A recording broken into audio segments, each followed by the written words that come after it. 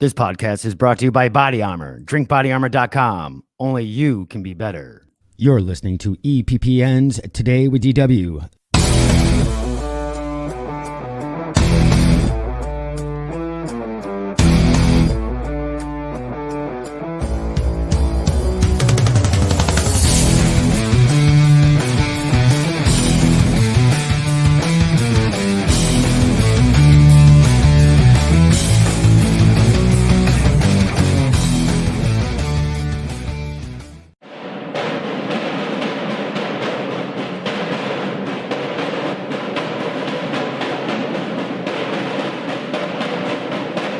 James Harden wouldn't go to the game wearing outdated fashion, so why would he choose an outdated sports drink? I wouldn't. He wouldn't. This is Body Armor. More natural, more electrolytes, better sports drink. Thanks, Gatorade. We'll take it from here.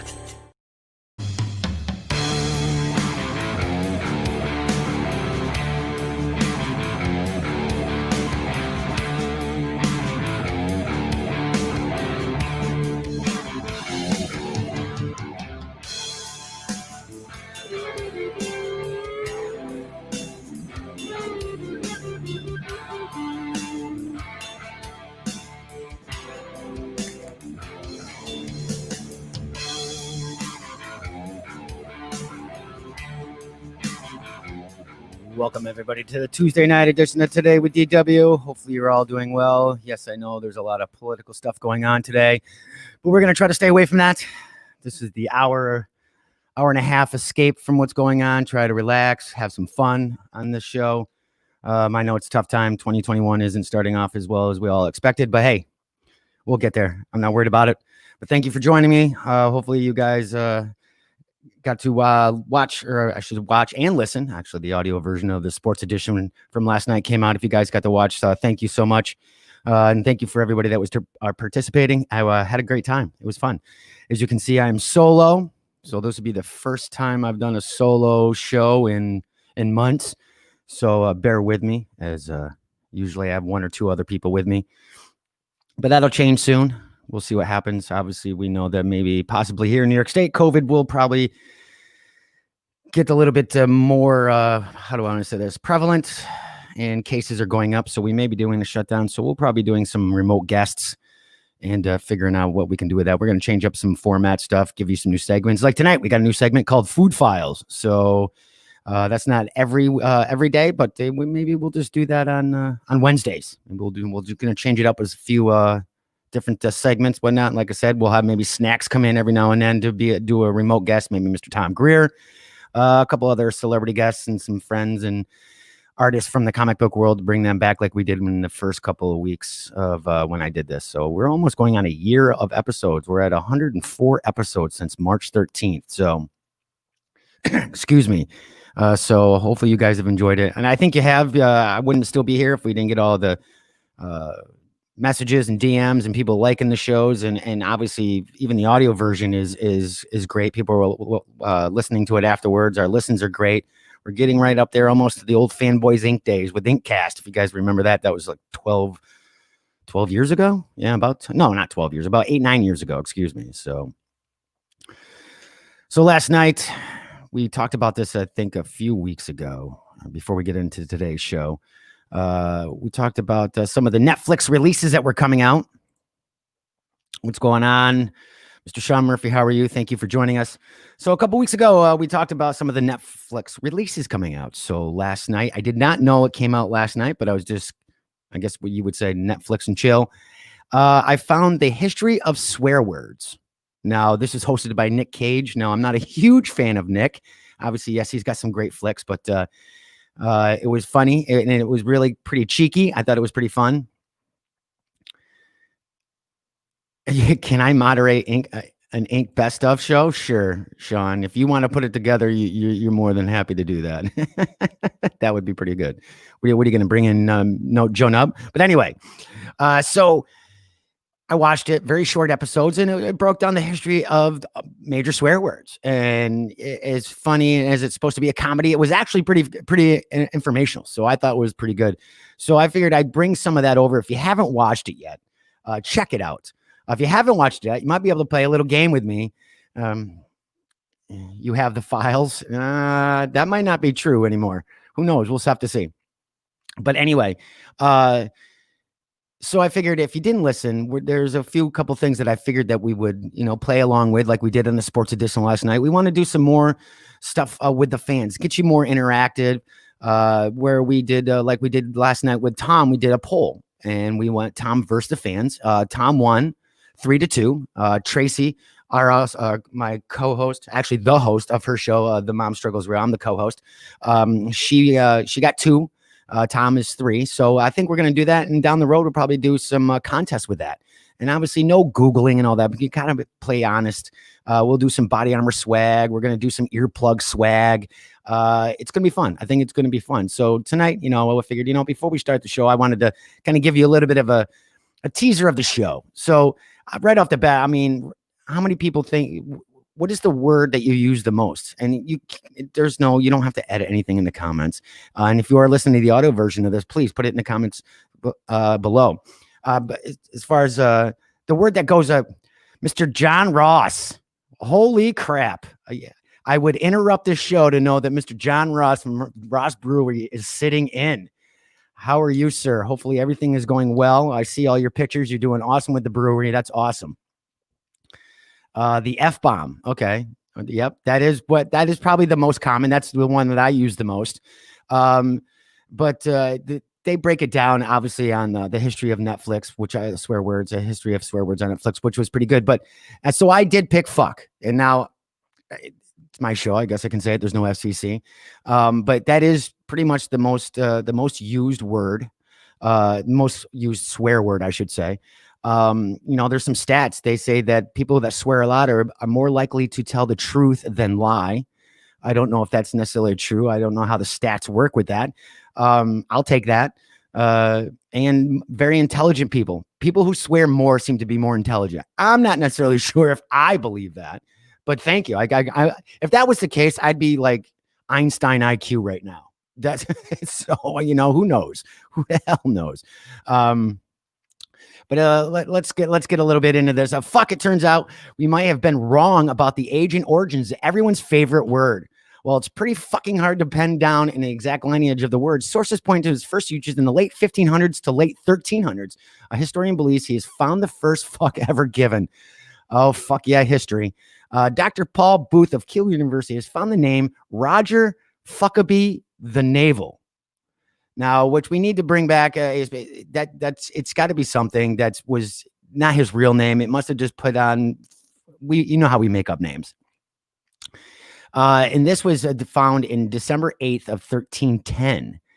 This surname is presumably, like I said, a nickname. Suggested it would either mean an actual attempt of copulation by an inexperienced youth, later reported by a rejected girlfriend, or equivalent of the word dimwit, a man who might think that he was the correct way to go about it. Now, there's many other options in this, and if you learn, if you watch the show, there's different versions of the word fuck. It was fook, many other versions of this. Part of the reason scholars debate the first fuck ever given is that other mentions of the word could be spellings of names or meaning to strike a soldier rather than anything sexual. Yes, fuck back in the day, and it was more like fook, was when you hit a soldier, when you struck them, whether it was a punch, like you're going to fucking hit him, whether it's a gun, anything that you struck a soldier, that's what it meant, rather than anything sexual. So it wasn't sexual first. Kate Wiles on her blog wrote last year that the earliest known fuck in the English language was from 1373 with the term fucking nigger, which, as she wrote, this is the earliest instance of fuck in the English used to mean doing the funny downstairs business, which we don't know. You don't have to go downstairs for that unless you live in your mom's basement, but you know what it means. It's a name akin to Lovegrove rather than one which uses the old English personal name Fuca, which appears in the place name Fockberry, or from Old English Focula, or as Foxstone. So again, we as Americans definitely destroy the human language, obviously. If Booth's discovery is accurate, that means we've been saying fuck about 63 years longer than we previously thought. In the last 205 years, the term has evolved to include beautiful phrases like absolute fuckly, bumfuck, clusterfuck, fuck boy, fuck buddy, fuck face. Oh, so fucking many more. Shit, fuck. That's fucking awesome. And the thing is with that word, as strong as it was profane, like I never swore in front of my parents, never swore in front of my grandparents. It just was, that's the way I was brought up. I don't think my parents ever swore in front of me. I don't think any of my, maybe when there was a little bit too much Jack at the Christmas party, my uncle and my dad were talking amongst themselves. But I find that like, it's more acceptable now than it was back then. I don't know if it's because I'm older, but I think society has changed so much that it's okay. Where before, if you said fuck, people are looking at you like, what? And yes, obviously because of your age, but now fuck, shit, ass, I'm not going to say any of the others, but I think it's been more acceptable. And again, this word has multiple meanings. It could be negative. It could be positive. I mean, like, you're a fucking asshole, or you fucking idiot. It's negative. Or obviously with the sexual content, with whatever, or that's fucking awesome, or that's the fucking shit. So the word has so many different meanings that I think, you know what? I think it's awesome. I mean, I don't know. Maybe it's not awesome, but I use it quite a bit. There's days that I sound like I'm a trucker. So, and if you listen to the first few months of this show, that I was saying it quite a bit, and I'm trying to cut back. You know, I'm trying to make it family friendly. Today's episode is definitely not family friendly. But I got a question for you guys. Actually, no, before we get into that, you know, how many times have you said, when you stub your toe, you're saying the F word right off the bat? Does it feel a little bit better? Does it feel a little bit better than like stubbing your toe and your kids around you like, suffering succotash, and it doesn't give the same meaning? Well, scientifically, this is true. It raises adrenaline. They've done studies where saying the F word increases grip strength by 5 to 10%. It increases overall strength by 5% by you saying that, because it's increasing adrenaline. Also, your tolerance for pain can increase up to 15 to 25% just by saying the word fuck. So it does have physical and psychological benefits. So this article here, it says deadens pain and alleviates our emotional discourse. We know that it affects our physical and as well as psychological. It raises our heart rates and raises our adrenaline, whether we use it or not. And taboo language is so fundamental to the way we communicate that even potty trained chimps can invent their own swearing. For swearing to work, there has to be a fission of taboo about it. So it wouldn't be like, ooh, fudge, or ooh, darn it. That doesn't work. So it has to be those words, because not that I guess are they taboo anymore? But you know the meaning. You know you're not supposed to say it as a kid. You know that it is strong in context. So like I said, it does raise. You know, there are some physical benefits from saying it. I mean, I know when I'm really upset, it's one F-bomb, and I'm like, all right, I'm calm. But if I don't say that, sometimes I'm like, I'm stewing, and I'm like, but it definitely has a positive and negative outlook. But like I said, I think it's a lot of positive. The most cathartic swear word is never going to be universal. Here we know, when I do the 60 seconds with DW, the F-bomb is I ask a question. What's your favorite curse word? And 9 times out of 10, it's going to be the F-bomb. I mean, there's been some other ones that I cannot repeat on the air. You can go back and listen to the episodes. There was a few that really threw me off, that were worse than the F-bomb. I think it's based on region. I think it's based on how you were brought up. So again, the F-bomb seems to be the most prevalent. It's always going to be a product of the values of the people who surround you growing up. As I just said, in particular, it depends on the emotional response of the people whose opinions mattered most to you when you first tried to out those words. Do you remember the first time you ever said the F word? I want to say maybe I was 16. Maybe I was a late bloomer. I don't think I ever used this. I never really swore. Figure me out now, because now I swear all the time. The see you next Tuesday. Yes. And that is really geographical, Sean states, or Sean had said, but the see you next Tuesday word. Now, if you're in the UK, the see you next Tuesday word isn't as taken as it is here. Here, that's the worst thing you could say to any woman. and probably the worst thing you could say to a man, because now you're making him feel like, he's an unworthy woman, which again is right back to misogyny and going back to the women. So that's got to be one of the worst things you probably could say. I hate that word. The other one that begins with a T, I'm not a fan of that word either. That is a very, very strong word. But again, it doesn't have as many uses as the F-bomb. It really doesn't. I mean, unless you're in the UK, it's not taken negatively, but it's kind of almost positive neutral. But the F-bomb has so many, like I said, so many different meanings, so many different ways you can say it. Yeah, thanks, Sean. I'm gonna block you from your comments. So while you guys are watching, I see there's snacks. You didn't share any of our posts today, but I forgot to tag you before I got a lot of research going on in today's episode.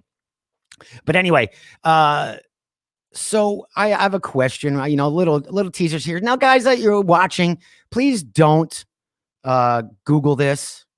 Because I know now with StreamYard, I see how many people are watching, but there's more people than what they're saying because of privacy settings and whatnot. So please chime in. And if you're listening to the audio version of this, definitely chime in.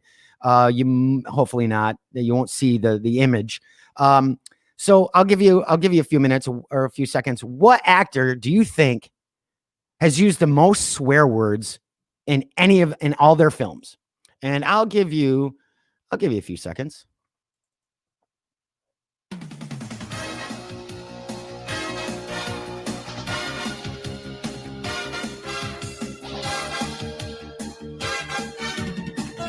I'm waiting. Come on. Somebody's got to chime in. Somebody's got to have an answer here. And Sean, don't you be Googling this. Nobody else be Googling this now. Let's be honest here. If we're going to keep trying to play these games and trivia here, you are wrong, sir.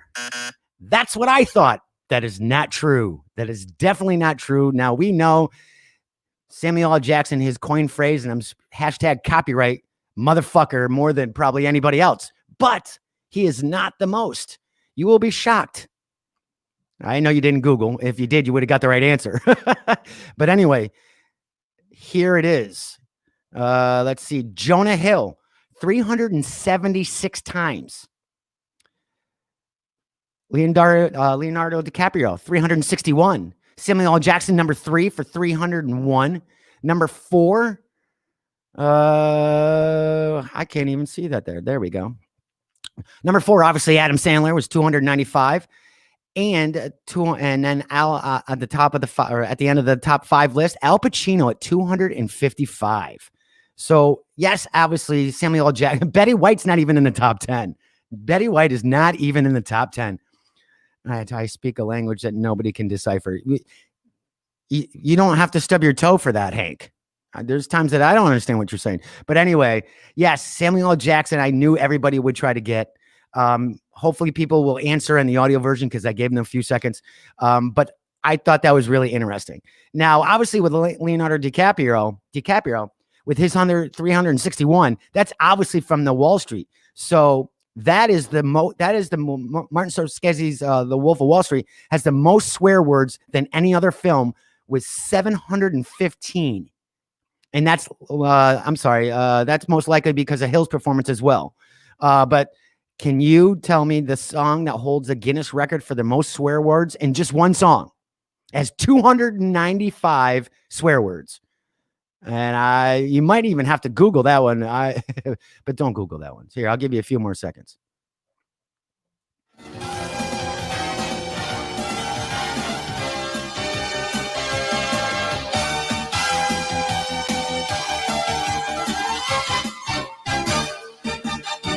No, nobody can get that one. That one was a little hard to get. It's Psycho Stick. Currently now holds a record. And obviously their song is definitely not suitable for women. It has, let's see, the Guinness Book of World Records. Yes, it has 295 swear words in it. That's all right. No problem. But again, I take a look at the history of swear words over on Netflix. I thought that was pretty fun. And I find it really cheeky because obviously Nick Cage, if you see him out, he's dyed his hair. And if you look really close, you can see it. The grays are coming out from the top. So it doesn't even look natural. And maybe he did it on purpose. I don't know. It was pretty cheeky. But I thought it was pretty funny to see that. But again, take a watch of that show. Like I said, I thought it was pretty good. And they're very short. I think they're 30 minutes episodes. And I think there's 5 or 6 of them. So, take a look, something different, especially after what's going on today in the government. Take a break, get away from the news for a few minutes and just enjoy it. So let's get into today's show, shall we? We got a little bit of more, obviously I told you we got a new segment called The Food Files. And in the junk drawer today, a man might need a bigger toupee. Silly string, I guess, isn't so funny. And so much more. So please stay with us as we will be right back. Hello, I'm Baker Mayfield. I'm Anthony Russo. I'm Donovan Mitchell. I'm Diana Taurasi. I'm Ryan Blaney. And I have something to confess. I had a formidable Beanie Baby collection. I used to say YOLO a lot.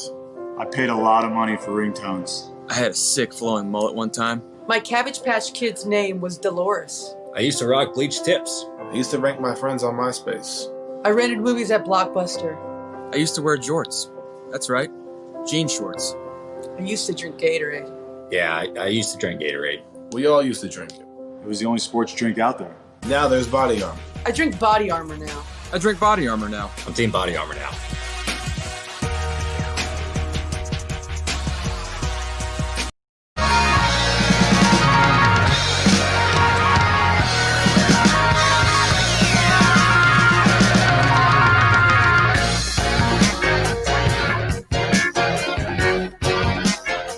Welcome back, everybody, to the Tuesday edition of Today with DW. If you missed the beginning, it was a lot fucking going on.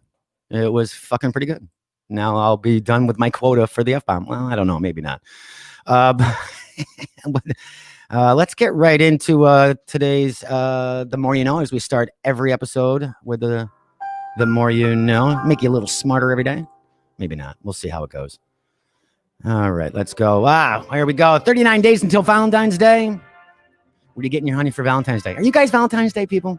Some people aren't. My former assistant producer, he was not having it. I guess it depends. 40 days until Single Awareness Day. So if you're single, the day after is good. There you go. 40 days until President's Day. 70 days until St. Patrick's Day. Now one of my favorite holidays. I think being in the bar business really kind of what do I want to say? Kind of ruined it for me, because St. Patrick's Day, everybody's Irish, everybody's an amateur drinker, and bartending for 14 years, it was just, it ruined it for me. Kind of the same way with New Year's. I guess it depends on who I'm with. I mean, if I'm with somebody, New Year's is good, but again, that's another amateur night too. 179, and lastly, 145 days till Memorial Day, and lastly, 179 days to 4th of July. National holidays today. National Bean Day.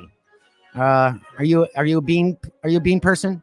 What's your favorite bean? Tell me in the comments below what's your favorite bean. Green, red, kidney, lima, or soy are just a few of the different kinds of beans recognized on National Bean Day on January 6th. This day celebrates the bean in all sizes, shapes, and colors. We've been cultivating beans or legumes since the early 7th millennium BC. And today, just as throughout the old and new world history, beans provide a significant source of protein. Not only are beans an exceptionally healthy meal and snack choice, but they supply an excellent source of fiber. They are low in fat and are high in complex carbohydrates, folate, and iron. And 1 cup of cooked beans supplies between 9 and 13 grams of fiber. Soluble fiber can help in lowering blood cholesterol. So, what's your favorite bean? I don't know if I have I do like lima beans. Kidney beans I like, especially my chili. I do like that. There are approximately 40,000 bean variations in the world. Only a fraction of these varieties in a mass produced for regular consumption. So there you go. Let us know what your bean connoisseur is. Thank you for joining us, Sean. Thank you. And we'll see you soon. It's also National Technology Day. I put this up on the Today with DW page early this morning, as I do every morning. You should give us a like over on Today with DW Today with DW show podcast page over on Facebook, as it gives you a little bit of a hint on what we're going to be talking about tonight. So I do the national holidays. I do Ask a Friend, just topics that we'll be talking about later in the day. You guys come on and you can interact with me either through the post in the morning, or you can come in and interact with me right here. on the show. I'd love either one. Either one is great. It's like I said, National Technology Day. I put out a question today saying, what would be the one piece of technology that you would be able to deal with, wouldn't be able to go without with? You know, is it a TV? Is it your computer? Is it your phone? Mine's the phone. Because one, the phone is now a computer, and is now a TV. I don't need a TV. I don't necessarily mean, I mean, I do have a computer, a laptop, whatnot. But if I was going to have one piece of technology, that would be it. It would be the phone. Sometimes I'm stuck to the hip. Sometimes I'm plugged in way too much. That's why in the weekends, and I suggest for you this for you as well. Unplug for the weekend. I try to get all my stuff done. I unplugged Friday night after the pop culture edition of Today with DW.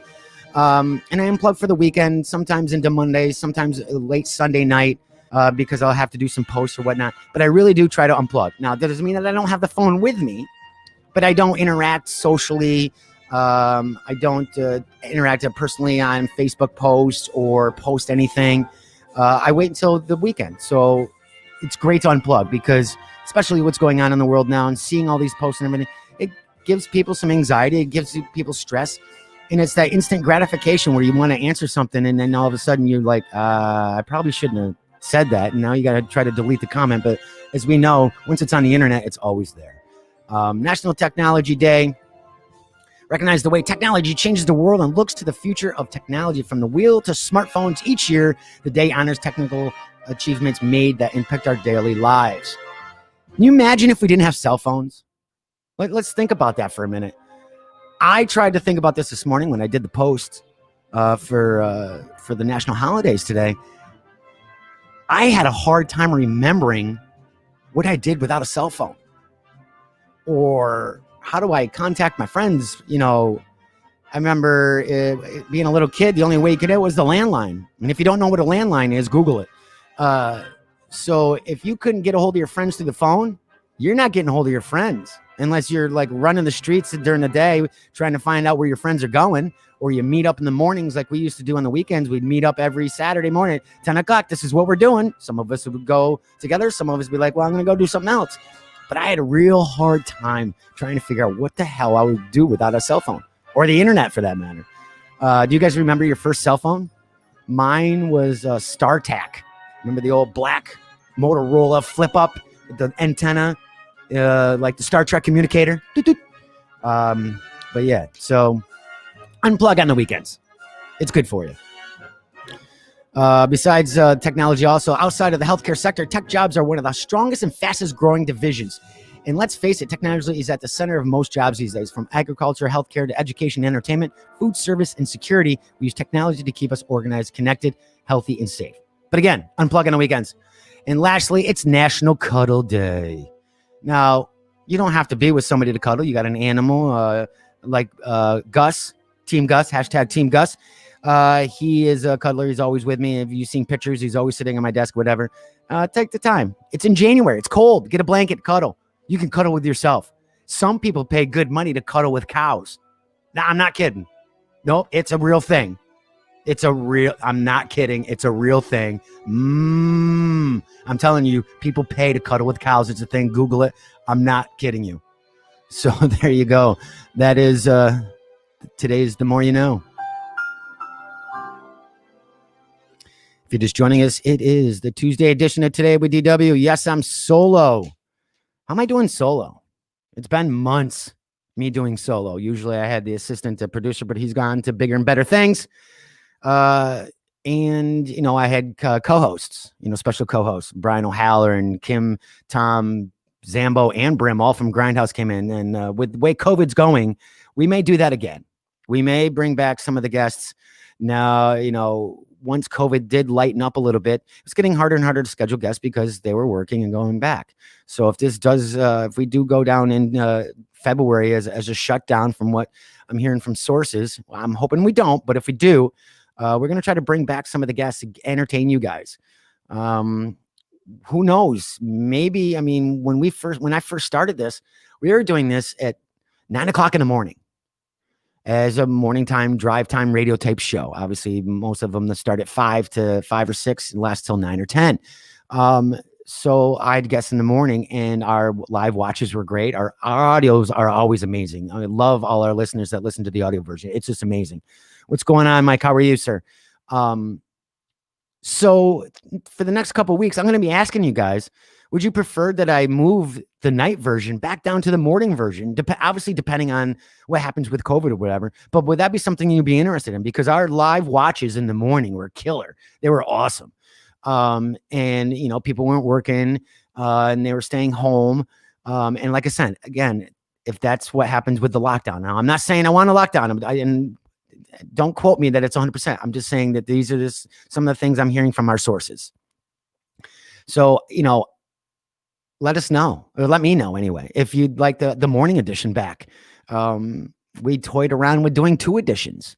Obviously, the morning show would be different than the evening show. That's a lot of prep work. But again, if it wasn't for you guys, I wouldn't be still doing this. If it wouldn't be for our great sponsors, the Shirt Factories, Chase Sports Complex, Body Armor, Adirondack Fun Center, I mean, I still wouldn't be doing this. So, you know, you guys have the say. You guys want to change the time? You want to at 1 o'clock in the afternoon? If there's enough of you, then I'll do it at 1 o'clock in the afternoon.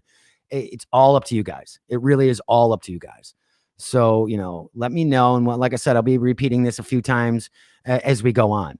But let's get into the next segment as we're going in. This is a new segment. As you know that many of you, if you follow me on Instagram or Facebook, I guess I'm a self-proclaimed foodie. Now, this first segment isn't really about, you know, I'll get crap from this from a certain SF. But it's going to be a combination of some of the new food offerings that there are out there, whether it's good culinary food, whether it's fast food, because I know some of you love fast food. I used to be a fast food junkie. I'm not so much now, but I used to be a fast food junkie. But again, we'll be doing this not every Tuesday, but whenever I find some interesting information to give you guys out there that you may not be aware of. So let's get into the food files. So McDonald's is fighting the chicken war. That's right. There is a chicken war. Let me know if that audio is a little too loud in the background now. Well, 2019 may be with the height of the chicken sandwich wars between fast food chains in the United States. McDonald's is roaring back in the battle with a vengeance just in time for 2021, and they're not gonna lose to Chick-fil-A. After initially announcing a new crispy chicken sandwich early November, which they did. I don't know if you guys ever tried that. Let me know about that. I've never had chicken from a fast food place. Maybe I should try this. Maybe I should do the taste test when it comes out. Maybe I'll do a live taste test with you guys when it comes out. But anyway, back in early November, they did the crispy chicken sandwich. The company confirmed it would actually be rolling out 3 new chicken items nationally on February 24th. Now, there's 3 different offerings here. They get the crispy chicken sandwich, the spicy chicken sandwich, and the deluxe chicken sandwich. Each served a little bit differently. The crispy chicken sandwich is said to have topped with pickles and served on a potato roll. You had me at pickles. I don't see chicken and pickles being a thing. The spicy chicken sandwich will add spicy pepper sauce to all the previously mentioned fixings. So you get pickles on a potato roll. Nope. That one gonna have to pass on that. Finally, the deluxe will offer a grander experience with the addition of shredded lettuce, Roma tomatoes, and mayo on top of getting it with a pepper sauce and pickles on a potato roll. Yeah, you can hear it. Yep, there's crickets because I don't see any of that appetizing at all. Back in 2020, Joel Elmer, president of McDonald's USA, said that the chain wants customers to choose McDonald's for chicken. And in their press release, the company said that chicken is a category that is growing faster than beef. So I guess on a smart note, they're adapting.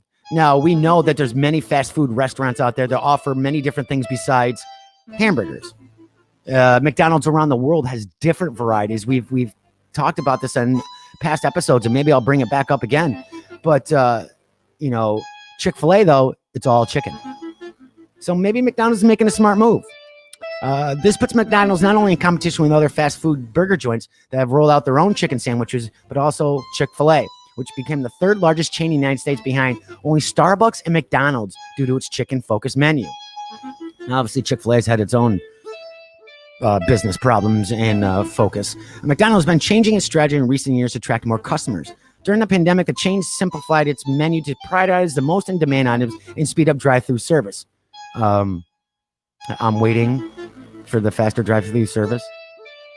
Well, I shouldn't say that because when's the last time I had a cheeseburger from McDonald's? 6 months ago, maybe? And I couldn't take it. And let me tell you, the drive-through was not very fast. So obviously they didn't do enough. On top of the other chicken items that they had, they also added the spicy chicken McNuggets in mid-September, which became popular across the country. There were reports of restaurants selling out of them. The spicy variety of the McDonald's fan favorite menu item is the first new rendition of the McNugget since its conception in 1983. We were going to do a winging it with DW with the spicy chicken nuggets, but our local chicken, I think our local McDonald's doesn't carry it. Obviously, with franchises, they might not all carry the same thing. I'm not really sure. But again, McDonald's is trying to stay in the loop and try to adjust with the pandemic. I guess it's smart on them. If you're not a fast food person, well, okay then. But staying with fast food for a moment, Daring Kitchen blog did an informal study using negative geotag tweets from Twitter to show the most hated foods in America. Hated food or fast food restaurants in America. Now, this is funny because obviously it's a segue and you're thinking McDonald's is going to be number one. It is not. Burger King is number one. Now, I do prefer Burger King. It is a little bit healthier than McDonald's, I feel. And I'll get their small double cheeseburgers every now and then. They don't sit in my stomach like a rock. But their fries, I don't care for. The onion rings, I don't care. And I don't try anything else. It's like a burger. I don't do a lot of variety. Fast food was burgers. I don't want to try any other weird stuff. Number two is McDonald's. Lining up tied for third with Taco Bell and Wendy's. Used to be a huge Taco Bell person, like 4 days a week. And finally, rounding out the top four, KFC and Arby's. So how funny that McDonald's is trying to do what they can, but they're number two on the, obviously this is an informal list by a very popular blog, but still number two from the geotag, the negative geotagged hashtag for tweets on Twitter, McDonald's was number two. Now I think it's got to be based on region too. I mean, and how many are out there? How many fast food restaurants are out there compared to, is there more Burger King more than McDonald's? Is there more Taco Bell? So you take it for what it is. What is your favorite fast food restaurant? If you have one, put it in the comments below, whether you're watching live or in the audio. Put it down in the comments below. And what else we got here in the food files? Oh, you got to love this. What are you going to do for a Klondike bar? One of the greatest marketing campaigns, I think, ever. Are you a big Klondike bar fan? I have to be in the mood for it. And it's not that easy to eat. I mean, if you don't eat it with the wrapper on it, it just crumbles in your hand. It's just crazy. Let me see what's going on here. Sorry about that. I was just checking audio. Usually I have somebody else do that for me. But anyway, Klondike Bar has a new coffee donut-inspired ice cream bar. Now, it's shaped like a donut. So right off the bat, is it more expensive and you get less ice cream in the hole? Yeah, I said the hole. So, okay, it's unique. It's a variety. All right, they're just stepping out. Klondike released a new line of donut-inspired ice cream bars. The Boston Cream, the Triple Chocolate, and Frosted Strawberry options seriously spoke to our love of both desserts. And now, a year later, fourth option is being added to line up, especially for coffee lovers. So we're going to get like an espresso Klondike. That's what we need. Sugar and espresso. That's what we need. The Klondike Wake Me Up coffee donuts are heading to a freezer aisle near you in the end of January. The square-shaped bars have a hole in the middle to replicate a donut, which again, less, probably more money. These are made with 100% Arabic, Arabic Colombian coffee flavored frozen dairy dessert. It's covered in a dark chocolate hard shell with a white confectionery drizzle. The newest Klondike Bar Donuts edition will be available at major retailers nationwide this month. As I said, PR rep confirmed to Best Products, so check the stores when they are typically found where you will typically find the brand. If you're a regular coffee drinker, you're going to love the kick this dessert has. I shouldn't say kick-ass. Well, I gave up coffee 6 months ago, so I'm not a coffee flavor. I mean, I like a cup of coffee. I haven't drank it in a while, but coffee flavored items, I've never been a fan of.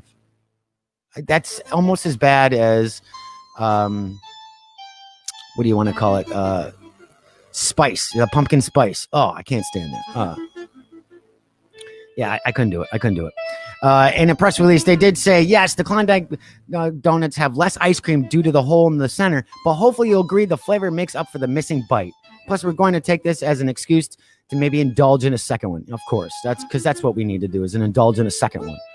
And finally, gotta go. We did desserts. We did fast food. Now this is still kind of fast food.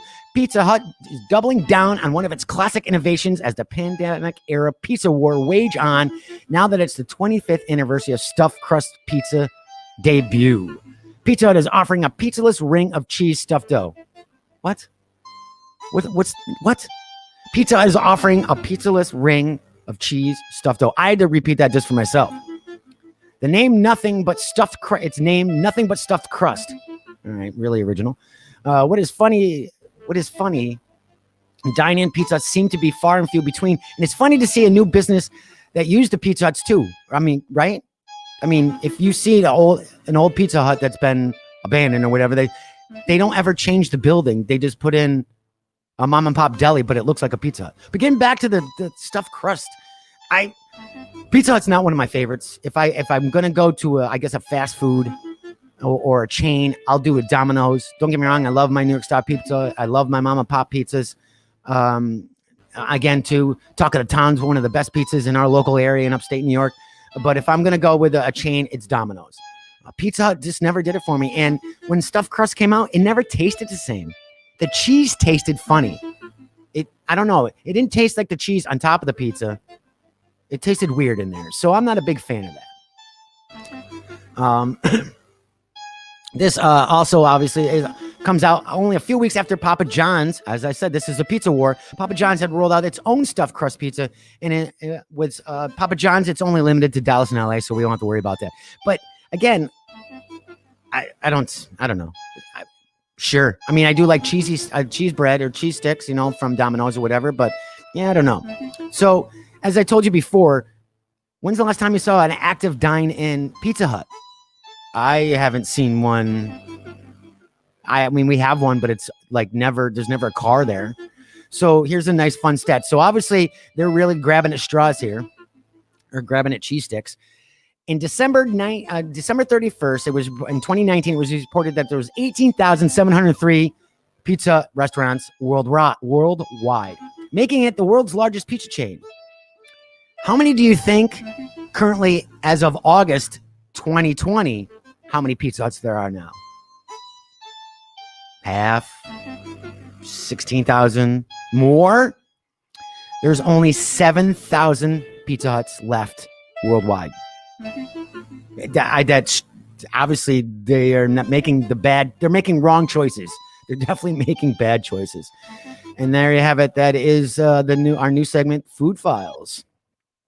Hopefully you guys like that. Now we're going to try to do that. Not all the time. Anytime I find a bunch of food related items or interesting articles to do, I think we'll do that. Like I said, I think it would be fun to do. And, if you guys have anything, like I said, I've told people before, if you have anything, if you like to see a comment or anything that we do up here on the show or want us to talk about, please let us know, because we love to do that, to get you guys interacted. And I'm trying to figure out how to do something here. There we go. All right. So I'm getting set up for our next segment for this. And like I said, it's the first time doing the solo for a while. So it's been a while since I've done solo by myself. So bear with me. Brought to you by Body Armor. DrinkBodyArmor.com. Visit the website for a location near you. These guys are great. They've been sponsoring us for a long time since we started. I want to say, let's see, March, April, May. Since end of April, beginning of May. Supplying our podcasters with a refrigerator full of Body Armor all the time. Fueled by Body Armor. Excuse me. I had to wet my whistle. All right. Let's get into our last segment for the evening, the junk drawer. If you guys are new to that, it's just kind of funny stuff that we find. Surprisingly, this time it's not the Florida man. So let's dive deep into the junk drawer and see what we got. Oh, Mr. Jack Celeste, how are you? Great grilled cheeseburger today. Thank you so much. So, what would you do if you were a super fan of a singer or whatever? Would you do anything stupid, idiotic, whether you're sober or drunk? I'm not really a super fan of anybody, really, so I don't think I would really do anything. But this man did. Celine Dion superfan legally changes his name. I said yes, his name to Canadian singer after getting drunk watching the concert. Bar worker in the UK legally changed his name to Celine Dion after a night of drinking and watching one of the Divas concerts online. Wow, what were you drinking? That's what I want to know. I want to know what the hell he was drinking. Mr. Dion said that he drank quite a bit during Christmas and fell asleep while streaming the Canadian Celine Dion's concert. Several days later, he got paperwork in the mail that said he had legally changed his name to Mr. Celine Dion. Now, he doesn't even remember this. During lockdown, I've been watching a lot of live concerts on TV. I can only think I've been watching one of hers and had a great idea after a few drinks. While he was drunk, he went online, filled out the form, and change his name, and paid $120 US for the fee, and forgot all about it when he woke up. How drunk do you have to be that you changed your name? Nice snacks. How drunk do you have to be? How do you black out and not know that? I mean, I guess, is that like drunk shopping on infomercials at 2:00, and you got like that multi-purpose spray that you put, comes out of a can, and supposedly you can stick a boat to it or cut a boat in half and then spray it together and it seals. Yeah, I don't know. So I walked in, as he says, Mr. Dion, I walked in from work and there was a big white envelope with "Do Not Bend" written across it. I nearly passed out in my kitchen when I opened it. No shit, I would too. A DM posted about his name change on Facebook, and local media picked up the story. Also later on this morning show in the UK, where he talked about his name change, and he showed his paperwork and a box check marked Mr. Celine Dion. There's no amount of drinking that I would ever do to ever be that ridiculous and change my name. Yeah, I don't think so. Yeah, that's not going to happen. Well, he must be a super fan. Now, as of this article, Mrs. Celine Dion, not Mr., has not responded or made any comments about this. I'd love to see. She should at least do something for him. She should at least give him a free concert somewhere. Or give him an autograph picture. That would be funny. Or when they do a selfie, it'd be Mr. and Mrs. Celine Dion. I think that'd be kind of funny. All right. This one's an image one here. Let me dig deep into this one. As in the beginning of the show, I said that you might want a bigger toupee. Okay. Man caught with $34,000. Let me repeat that for you. $34,000 worth of cocaine under his toupee. I don't make this shit up. I'm not kidding. Now you're wondering, what? Was it really good cocaine? So it was like really little? Colombian man had a very bad hair day, to say the least, when Spanish police in Barcelona International Airport discovered half a kilo, 1.1 pounds of cocaine under his toupee, according to the reports. Half a hamburger. The considerably nervous man who arrived on flight from Bogota at the end of June attracted officers' attention because his hairpiece was a little bit disproportionate out of size. In what police dubbed Operation Toupee, the officers found a perfectly sealed package taped to his head containing, like I said, $34,000 worth of coke. There is no limit of the inventiveness of drug traffickers trying to mock controls, police said in a statement, which included a photo of the middle-aged man who was still wearing the bulging toupee. Would you like to see an image of this? Because this guy's not smart. Do you see something wrong with this picture? And if you're listening to the audio version of this, you should go back to the live version. So pretty much, it's literally like a black bag. It's not even like molded around his head. It's a black bag stuck over his hair. And it looks pretty bad. It looks like he's got a dead rat on his head. But as they said, Spain is an important European gateway for Colombian cocaine, as they said. But passengers acting as mules are frequently caught trying to smuggle relatively small amounts of the drug through the country's airports. On one occasion, when officers in Barcelona discovered a package of drug strapped to a Colombian man's abdomen, he confessed that he had also swallowed 35 condoms filled with the drug. You know what? You don't have to even put that man in jail because he'll probably die in 15, 20 minutes. How do you shit? I don't even want to know how you shit that out. It's whatever. Cocaine's a hell of a drug. Spain is the European Union's sixth biggest consumer of cocaine. The UK tops the list, followed by the Netherlands, Denmark, France, and Ireland, according to the UK's Guardian. This is not the first time. It looks. Jack's new coach's corner hairstyle right there. On a side note, as I mentioned, I'm talking with our fans that are watching. Anytime, Jack, anytime I was there, it was great that I could help you out, man. Thank you. Back to it. Like I said, this is not the first time that wigs have been used. 4 years ago, a woman was What kind of wig is this? Do we think it's... Maybe not. I shouldn't say that. 4 years ago, a woman was arrested in Madrid airport with 900 grams, 31 ounces of cocaine sewn into her wig. So, again, what are you guys doing? If you're going to smuggle shit, it's small. What are you... Oh, people are... In recent years, authorities have also found cocaine inside breast... Whoa, how do you find... Wait a minute. Hold on. I got... Stop the music. Yeah, there's silence because I'm. How do you know there's cocaine in your breast implants? If somebody I mean, I know you understand you got to frisk them, but how do you know there's cocaine in? Okay, that's okay. That'd be part of the Me Too movement or something. I don't even know how you would know. And so you get the boob job because you're getting obviously putting the cocaine. So the doctor's a drug dealer as well.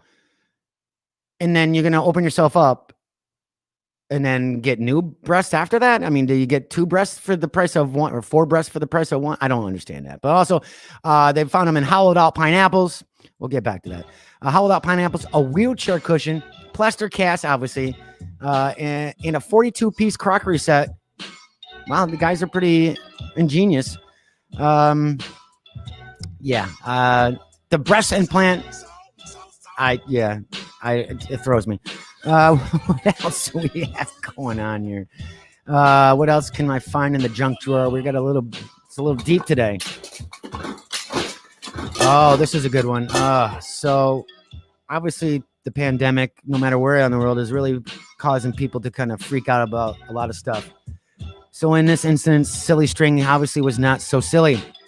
Marlon Nelson, 40, launched a vicious attack after his own children had been told off by a dad for spraying an ATM. All right. An ATM with Silly String. All right. Control your kids. But okay. You don't have to yell at them, I guess. The victim, aged in his 30s, had been walking to his local post office in Hyson Green, Nottingham, with his 10-year-old daughter around 3 p.m.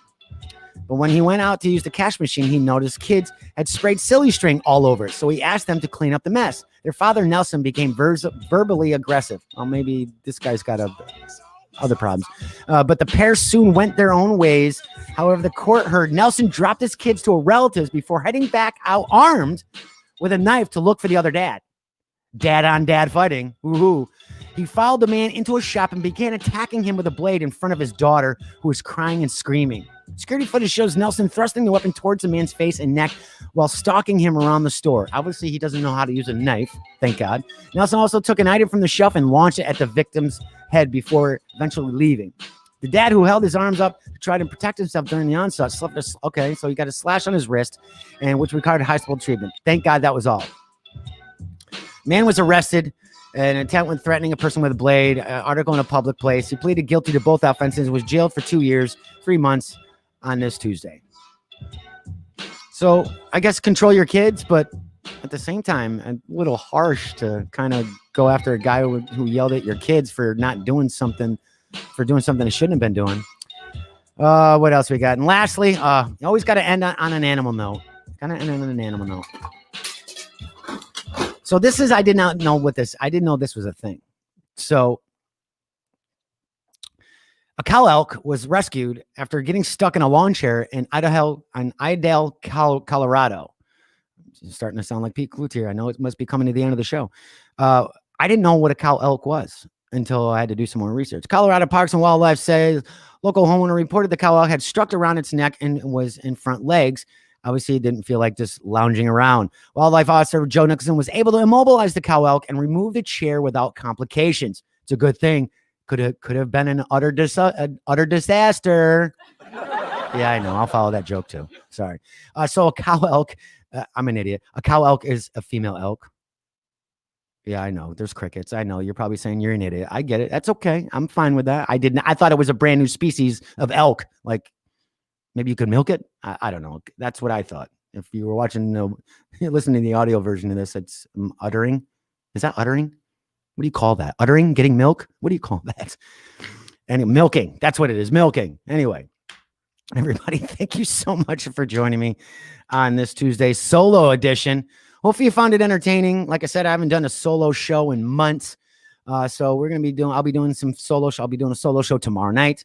And then Louis Perry will be back with me finally after weeks with the holiday and everything else that's going on. We'll be back with the pop culture edition. So much backlogged pop culture news. Michael Keaton, supposedly in more than one Batman movie and an HBO Max series. Has it been debunked? Some sources say yes, but are those sources real? We got even more. We got more streaming service talk. We got more movie news about Spider-Man.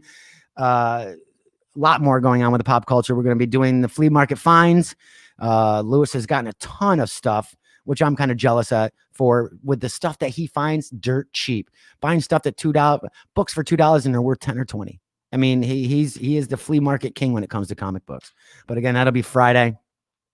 And let me know what you guys like. Do you like the food files? Let me know if you like the food files. That's a new segment that I put together today. And like I said, it's not going to be every Tuesday or Wednesday or Thursday, or Wednesday and Thursday. Obviously, we have Tuesdays a sport segment or sports edition, but I might bring it in once or twice a month if I got some cool and fun news. Let me know if you like it in the comments below. Put it in our also comments when we post up the audio version. And as always, please like Today with DW show podcast page on Facebook, the Earplug Podcast Network group page. Give us some love over on Instagram and subscribe. We're on iHeartRadio. You just look under Earplug Podcast, iHeartRadio, Spotify, TuneIn, Stitcher, SoundCloud, iTunes. We're everywhere. So please subscribe. Let us know where you're subscribed. I think it'd be awesome to hear you guys. And like I said, if you guys have any ideas for topics or suggestions for segments, shoot it out to me. If you're friends with me on Facebook, DM me, whatever we do. Also, again, make sure the Today with DW show podcast page on Facebook, because if you do like that early morning, I start giving you guys ideas what we're going to be talking about. Like I said, today's national holidays, asking for a friend's always been a good segment. That was a new segment I started a few weeks ago. So please, the more interaction you give me, the better it is for the show. And I love hearing all what you guys are doing. And like I said, if you guys want more contests like we did with Tom and a few of the fans yesterday for the poll, let us know. We'll start giving away some Body Armor swag. We'll give away some Earplug podcast swag. Maybe I might even give away some original art on the wall. Yeah. Maybe I'll give away some original art from some awesome artists of mine. We'll see. If the response is great, I'll do it. So let me know. And again, everybody, thank you so much for joining me on the Tuesday with DW solo show. And like I said, please stay safe, social distancing, and I'll see you tomorrow. This has been an Earplug Podcast presentation. Found on earplugpodcast.com, iTunes, SoundCloud, and wherever your favorite podcasts are found.